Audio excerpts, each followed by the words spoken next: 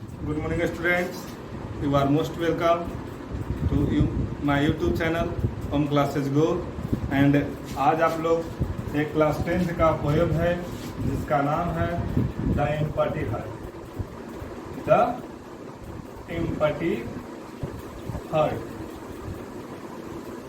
है ना, यानी द एम्पटी हार्ट एक ऐसा चैप्टर है जो एक अपने कंटेंटमेंट को, यानी जिसको कहते हैं कंटेंट, है ना, जो संतुष्टि नहीं होती है।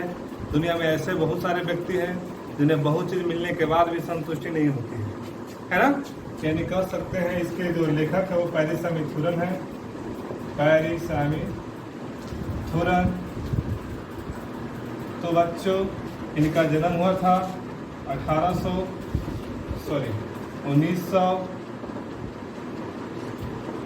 1900 हुआ था 8 में और डेढ़ हुआ 1987 में, है ना।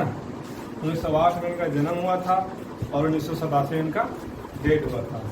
इनका एक बहुत बेहतरीन एक तमिल पैरिसमिथुरन जो थे एक तमिल लैंग्वेज के, है ना, बहुत बड़े ज्ञाता, बहुत बड़े जानकार। और इनकी जितने भी कविताएं, छोटे छोटे कहानी पहले लिखा करते थे पैरिसमिथुरन। और ये जब बाल्यावस्था वाली चीज़ें जो होती थी उससे ज़्यादा पेश किया जाता था। और उसके बाद ये धीरे धीरे, है ना, एक अपना कंपोजिशन में आए, जिसका कहने का मतलब है कि उन्हें अपना जो राइटिंग क्षेत्र था वो पोएट्री सेक्शन में आए। तो पोएट्री सेक्शन में इन्होंने एक अच्छा पोएम लिखा जिसका नाम था पुराईकुंडम, है ना। पुराईकुंडम उसी का मतलब तमिल है और उसी का इंग्लिश ट्रांसलेट किया गया है इसमें। इसका नाम है द एम्पटी हार्ट। तो एम्पटी हार्ट में एक ऐसे व्यक्ति की कहानी है जो बिल्कुल लालची, तो कहा जाता है ना, आपने सुना है कि किसी भी व्यक्ति को, है ना, कंटेंट होना चाहिए। यानी कहने का मतलब कैसा, आप लोगों ने सुना है कि संतुष्टि से बड़ा कोई धन नहीं है, यानी कंटेंटमेंट इज हैप्पीनेस, है ना, यानी संतोषम परम सुखम। और यही एक व्यक्ति रहते हैं जिनको, है ना, ग्रीड का मतलब या ग्रीडी का मतलब लालच, है ना। तो लालच इसके अंदर आ जाती है। यानी कहने का मतलब एक कल्पका वृक्ष के सामने जा करके हाथ जोड़ करके प्रेयर करता है कि मुझे, है ना, एक घड़े सिक्के का भरा हुआ, सोने का सिक्का भरा हुआ मिलनी चाहिए प्रभु। और प्रभु उसके बात को सुन भी लेते हैं और उसे मिल भी जाता है। नतीजा क्या होता है कि वो और एक घड़ा या हाफ घड़ा के लिए प्रेयर करता है, यानी उसकी ख्वाहिश और बढ़ती जाती है ना। तो जो बढ़ती जाती है तो ये इच्छा जो होती है उसको डिजायर उसको डेढ़ तक पहुंचा देता है। यानी जो अपने अंदर की इच्छा होता है जिसको डिजायर कहते हैं वो डेढ़ तक पहुंचा देता है, यानी मर जाता है। यानी कहने का मतलब कभी भी इसमें पहला लाइन है पोएम का, है ना, कि the man was rich but not content. कहने का मतलब कि आदमी अमीर था लेकिन संतुष्ट नहीं था। इसी तरह से उसमें सारे पंक्तियों में लिखा गया है ना। और भी कहता है कि ओ कल्पका गिव मी सम सेवन फोल्ड, ऐसे कर करके उसका लाइन है, पोएम है।